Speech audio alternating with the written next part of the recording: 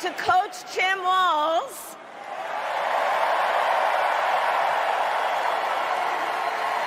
you are going to be an incredible vice president. And to the delegates and everyone who has put your faith in our campaign, your support is humbling. So, America, the path that led me here in recent weeks was no doubt unexpected. But I'm no stranger to unlikely journeys. So, my mother, our mother, Kamala Harris, had one of her own. And I miss her every day, and especially right now. And I know she's looking down smiling. So my mother was 19 when she crossed the world alone, traveling from India to California with an unshakable dream to be the scientist who would cure breast cancer. When she finished school, she was supposed to return home to a traditional arranged marriage. But as fate would have it, she met my father, Donald Harris, a student from Jamaica. They fell in love and got married, and that act of self-determination made my sister Maya and me. Growing up, we moved a lot.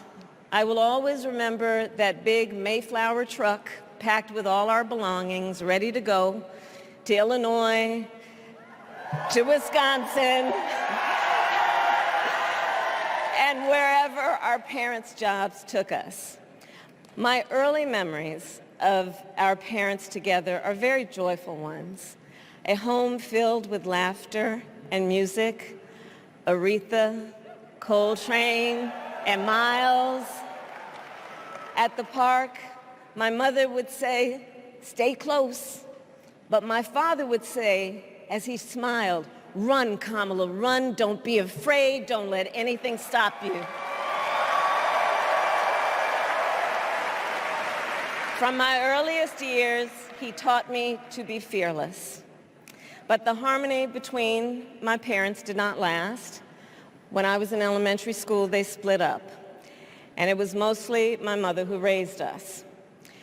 Before she could finally afford to buy a home, she rented a small apartment in the East Bay. In the Bay, you either live in the hills or the flatlands. We lived in the flats. A beautiful working-class neighborhood of firefighters, nurses, and construction workers, all who tended their lawns with pride. My mother, she worked long hours, and like many working parents, she leaned on a trusted circle to help raise us. Mrs. Shelton, who ran the daycare below us and became a second mother. Uncle Sherman, Aunt Mary, Uncle Freddie, Auntie Chris. None of them family by blood, and all of them family by love.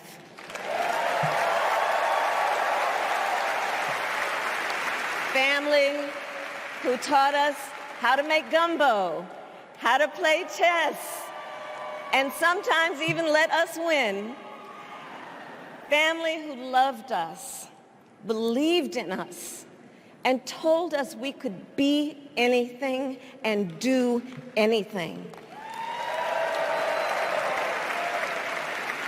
They instilled in us the values they personified: community, faith, and the importance of treating others as you would want to be treated, with kindness, respect, and compassion.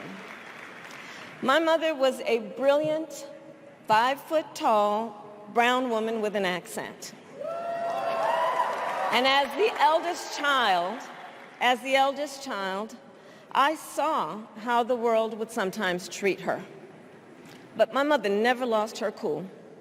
She was tough, courageous, a trailblazer in the fight for women's health, and she taught Maya and me a lesson that Michelle mentioned the other night.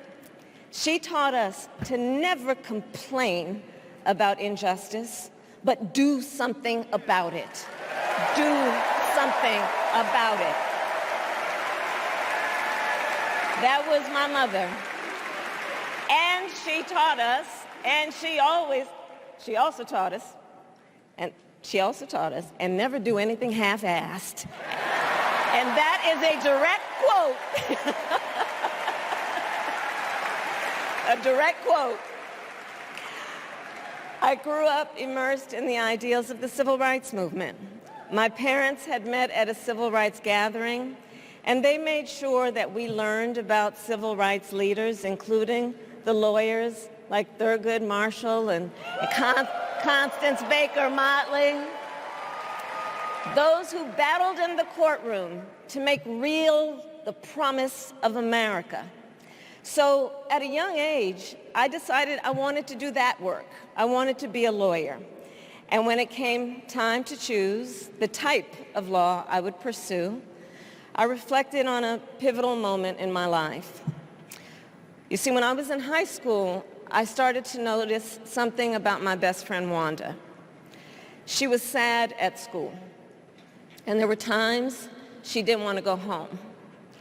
So one day I asked if everything was all right, and she confided in me that she was being sexually abused by her stepfather. And I immediately told her she had to come stay with us, and she did. This is one of the reasons I became a prosecutor, to protect people like Wanda, because I believe everyone has a right to safety, to dignity, and to justice. As a prosecutor, when I had a case, I charged it not in the name of the victim, but in the name of the people. For a simple reason.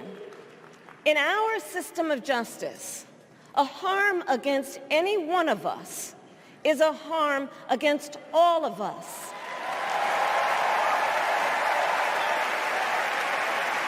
And I would often explain this to console survivors of crime, to remind them no one should be made to fight alone. We are all in this together. And every day in the courtroom, I stood proudly before a judge and I said 5 words: Kamala Harris for the people.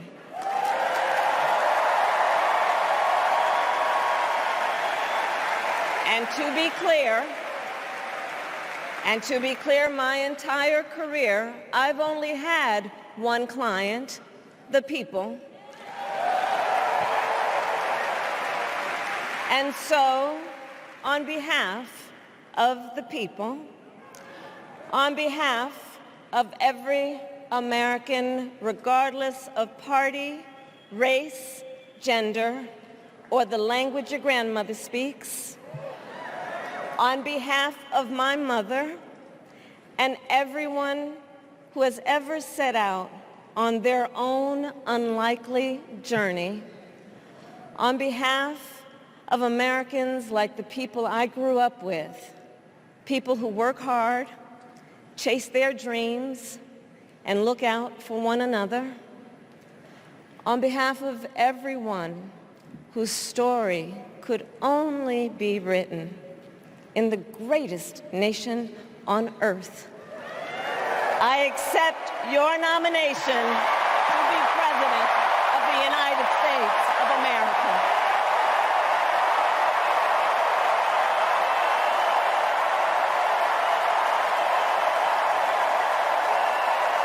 And with this election,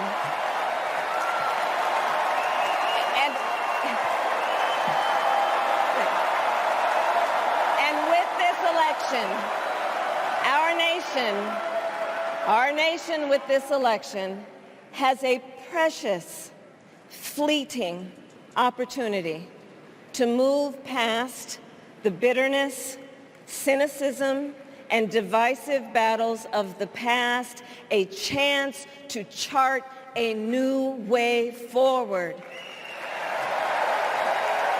not as members of any one party or faction, but as Americans.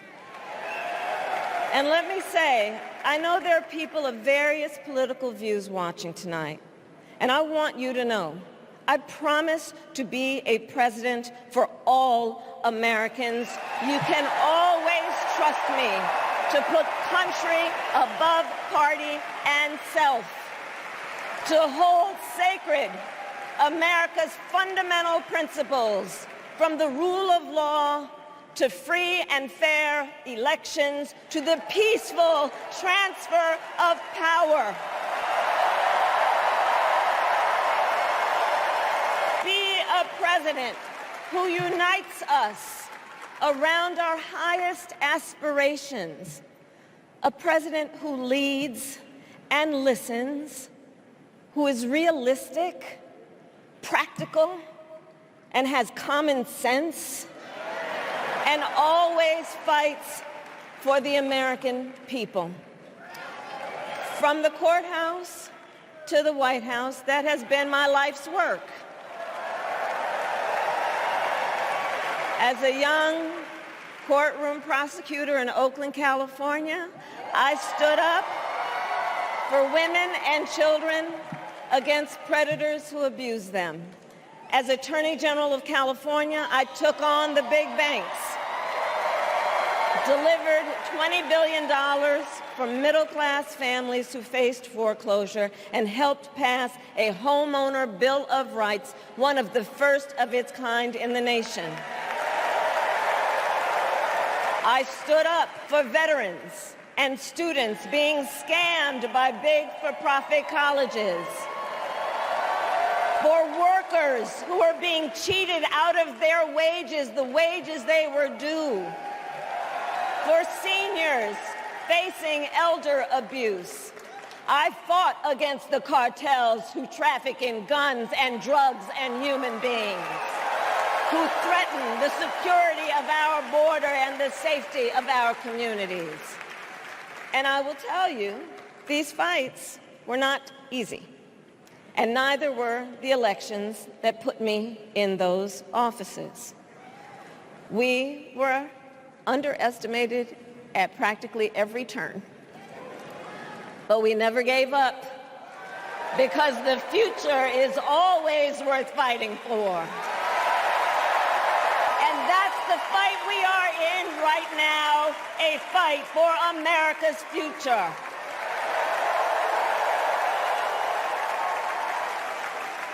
Fellow Americans, this election is not only the most important of our lives, it is one of the most important in the life of our nation.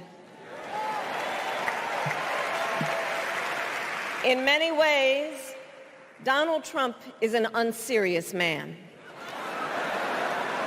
But the consequences of putting Donald Trump back in the White House are extremely serious. Consider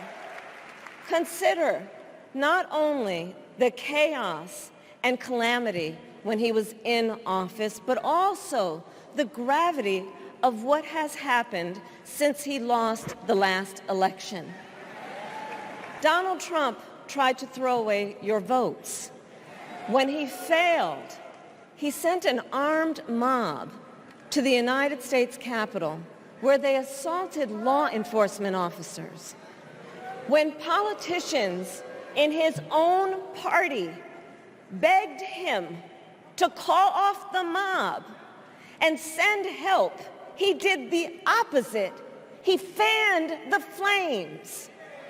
And now, for an entirely different set of crimes, he was found guilty of fraud by a jury of everyday Americans, and separately found liable for committing sexual abuse. And consider what he intends to do if we give him power again. Consider his explicit intent to set free violent extremists who assaulted those law enforcement officers at the Capitol. His explicit intent to jail journalists, political opponents, and anyone he sees as the enemy. His explicit intent to deploy our active duty military against our own citizens. Consider the power he will have, especially after the United States Supreme Court just ruled that he would be immune from criminal prosecution. Just imagine Donald Trump with no guardrails,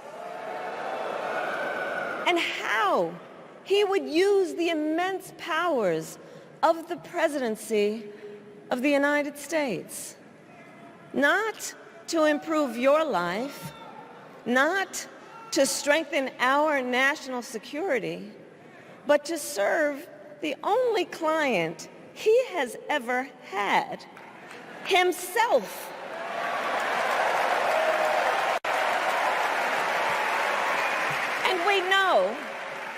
And we know what a second Trump term would look like. It's all laid out in Project 2025, written by his closest advisors, and its sum total is to pull our country back to the past.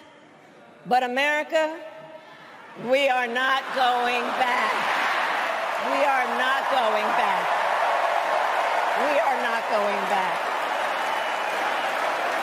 We are not going back to when Donald Trump tried to cut Social Security and Medicare. We are not going back to when he tried to get rid of the Affordable Care Act, when insurance companies could deny people with pre-existing conditions. We are not going to let him eliminate the Department of Education that funds our public schools. We are not going to let him end programs like Head Start that provide preschool and childcare for our children.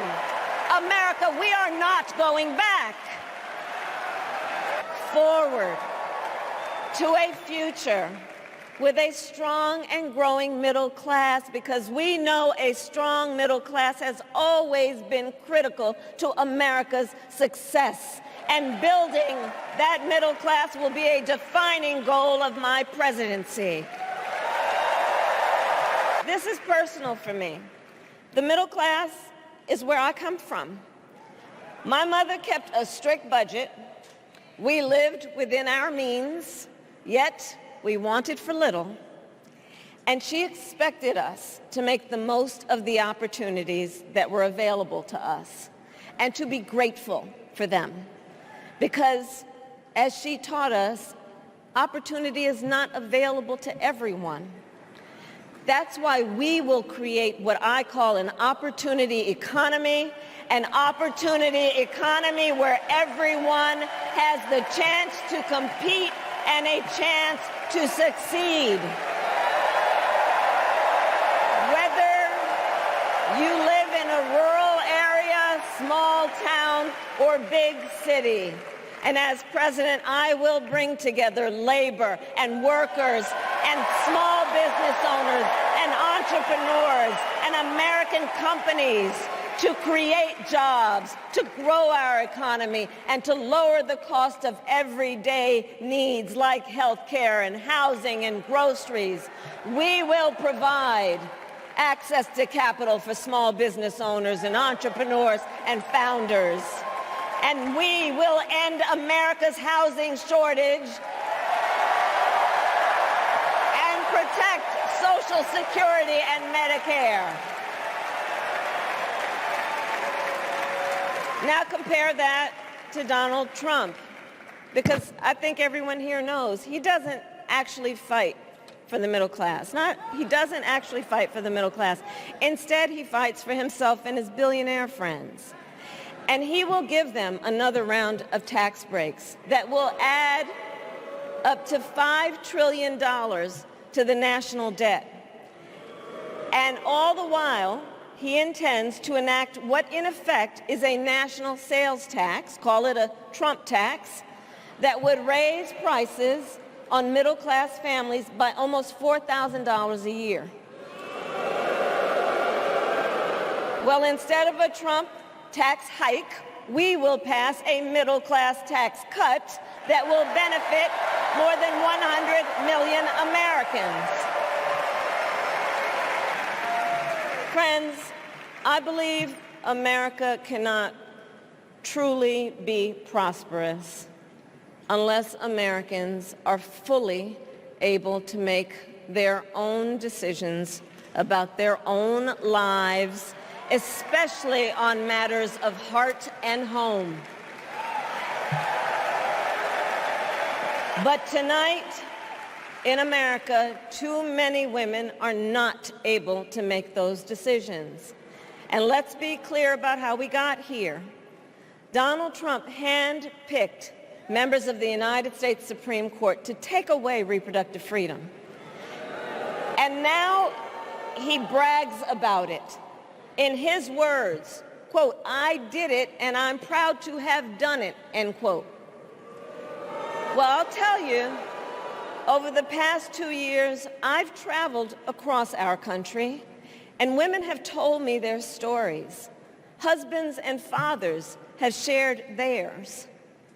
Stories of women miscarrying in a parking lot, developing sepsis, losing the ability to ever again have children, all because doctors are afraid they may go to jail for caring for their patients. Couples just trying to grow their family, cut off in the middle of IVF treatments. Children who have survived sexual assault, potentially being forced to carry a pregnancy to term. This is what's happening in our country because of Donald Trump. And understand, he is not done. As a part of his agenda, he and his allies would limit access to birth control, ban medication abortion, and enact a nationwide abortion ban with or without Congress. And get this, he plans to create a national anti-abortion coordinator and force states to report on women's miscarriages and abortions. Simply put, they are out of their minds.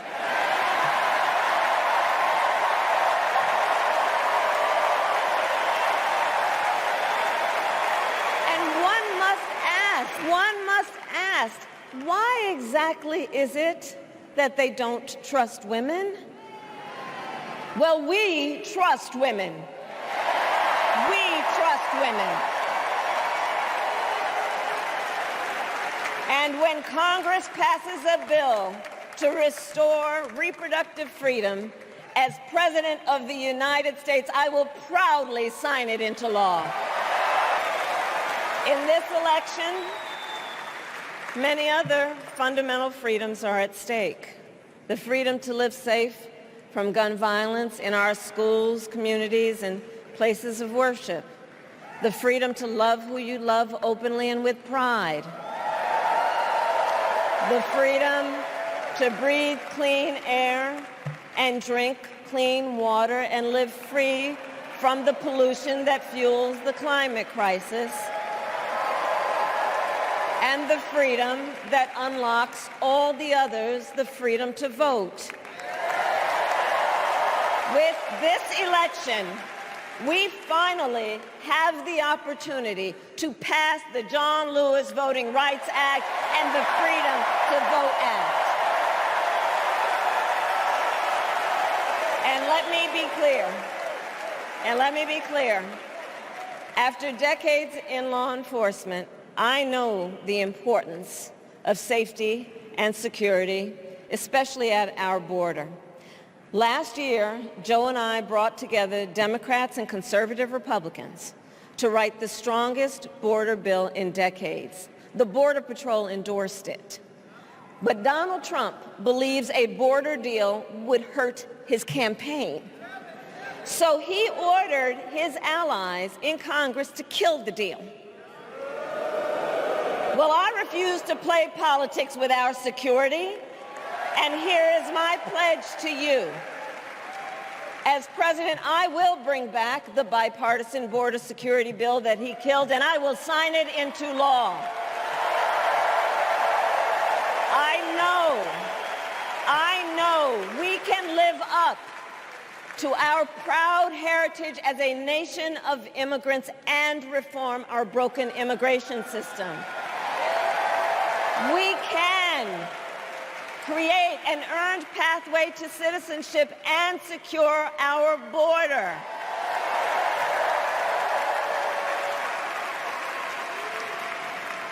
And America, we must also be steadfast in advancing our security and values abroad. As Vice President, I have confronted threats to our security, negotiated with foreign leaders, strengthened our alliances, and engaged with our brave troops overseas.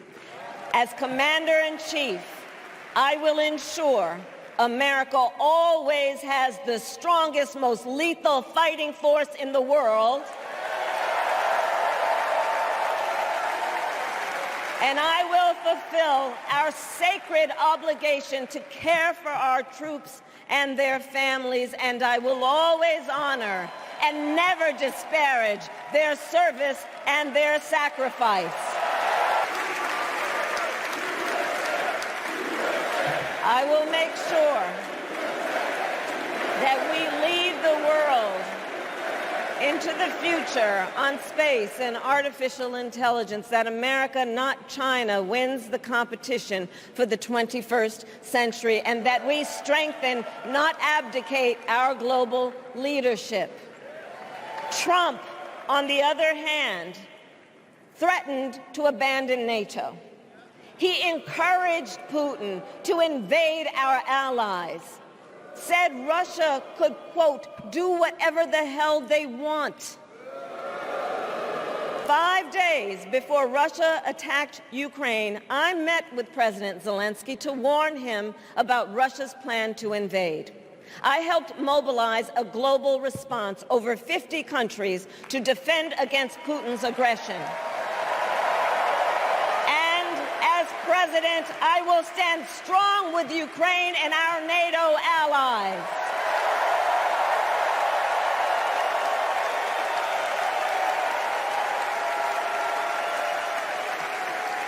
With respect to the war in Gaza, President Biden and I are working around the clock, because now is the time to get a hostage deal and a ceasefire deal done.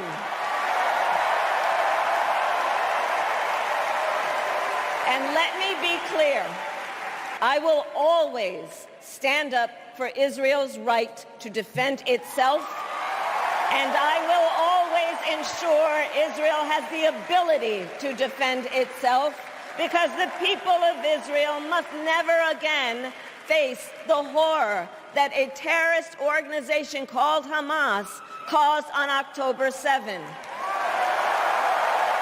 including unspeakable sexual violence and the massacre of young people at a music festival. At the same time, what has happened in Gaza over the past 10 months is devastating. So many innocent lives lost. Desperate, hungry people fleeing for safety over and over again. The scale of suffering is heartbreaking. President Biden and I are working to end this war such that Israel is secure, the hostages are released, the suffering in Gaza ends, and the Palestinian people can realize their right to dignity, security, freedom, and self-determination.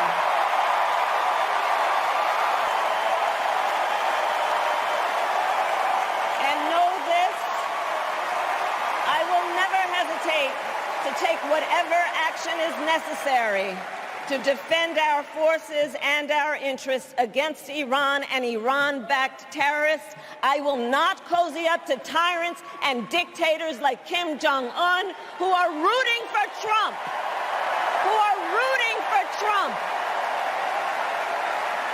Because, you know, they know he is easy to manipulate with flattery and favors.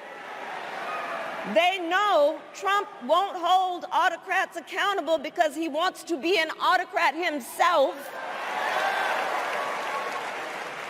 And as president, I will never waver in defense of America's security and ideals, because in the enduring struggle between democracy and tyranny, I know where I stand and I know where the United States belongs.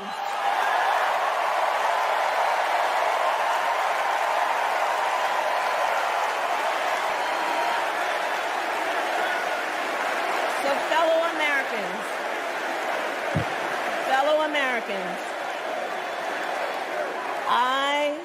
I love our country with all my heart.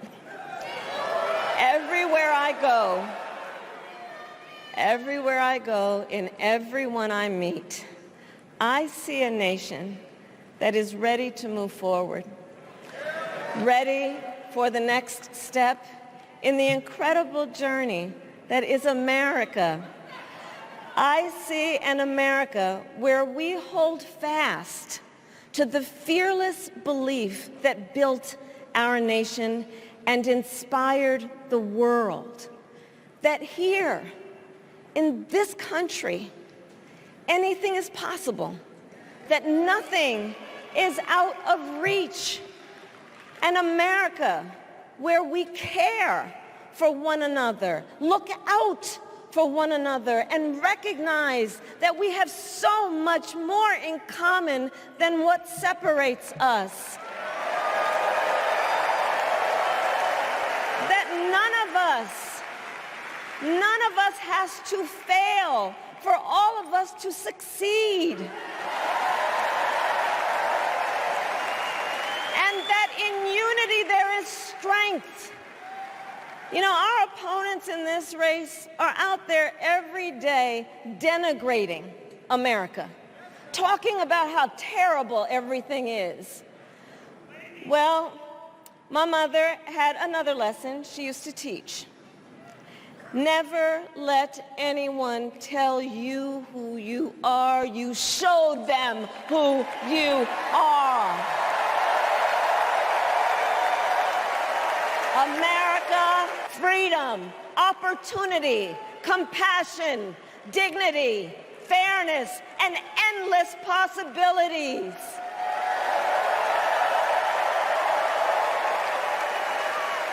We are the heirs to the greatest democracy in the history of the world.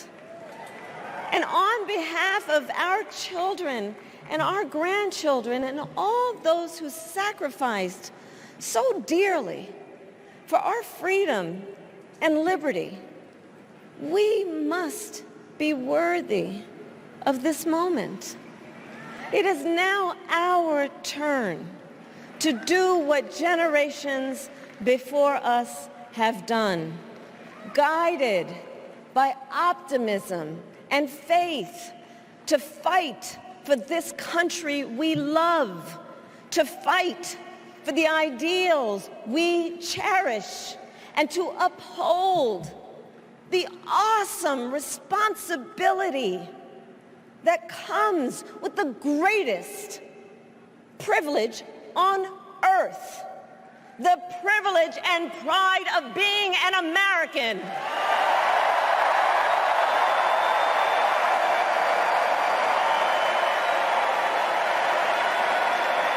Let's fight for it. Let's get out there. Let's vote for it. And together, let us write the next great chapter in the most extraordinary story ever told. Thank you. God bless you, and may God bless the United States of America. Thank you all.